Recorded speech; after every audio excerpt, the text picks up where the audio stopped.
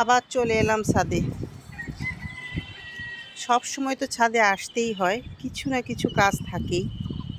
আর ছাদে না আসলে ভালোও লাগে না, মনে হয় কোনটা গাছ যে কী করছে, কোনটা গাছের যে কী খাবার প্রয়োজন, কোন গাছটা যে মরে গেল, শুকিয়ে গেল, প্রতিদিন একটু একটু করে খেয়াল করতে হয়। এজন্য আমি একটু অবসর পেলেই উঠে আসি। এখন আবার উঠে আসলাম, সব দেখতে দেখতে দেখতে দেখতে দেখি যে আমার ধনিয়াগুলো পেকে গেছে। তাই ধনিয়ার গাছগুলো আজকে উঠিয়ে নেব। দেখেন কত ধনিয়া হয়েছে।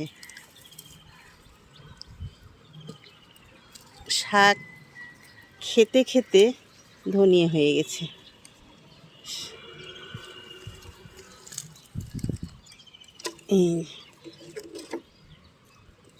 মাশাল্লাহ, অনেকটাই ধনিয়া হয়ে গেছে। দেখা যাক কতটুক হয়। গেড়েছিলাম শাকের জন্য, কিন্তু ওই যে খেতে খেতে শেষ করতে পারিনি, তখন ধনিয়া হয়ে গিয়েছে। এখন এরপরে হয়তো বা এই টবটাতে আমার আর ধনিয়া ফেলতে হবে না। কারণটা কি জানেন বন্ধুরা?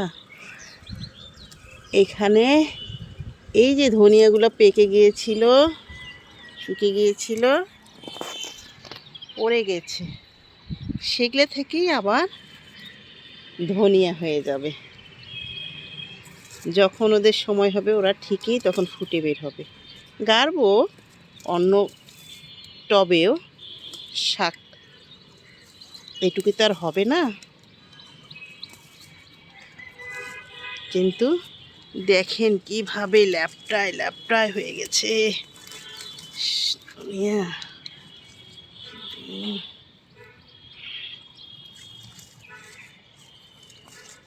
মাশাআল্লাহ,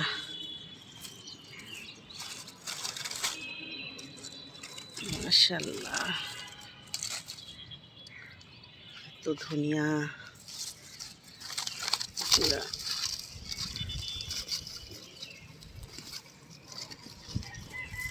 আলহামদুলিল্লাহ।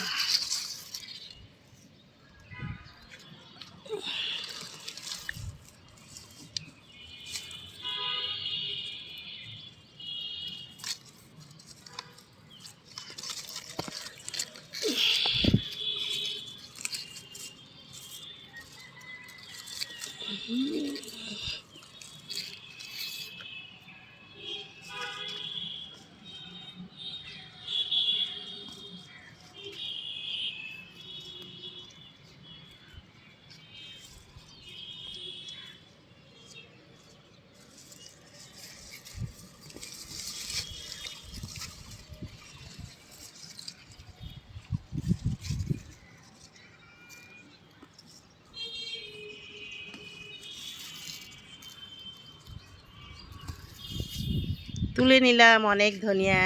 একটু দেখেন কত ধনিয়া, মাশাআল্লাহ। যা হোক, যতটুকুই হোক, এইটুকুই পরম তৃপ্তি।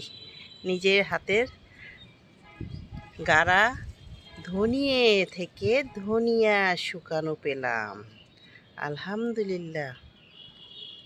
আচ্ছা, যদি কারো ভালো লেগে থাকে ভিডিওটা, তাহলে শেয়ার করে দেবেন, অন্যকে দেখার সুযোগ করে দেবেন।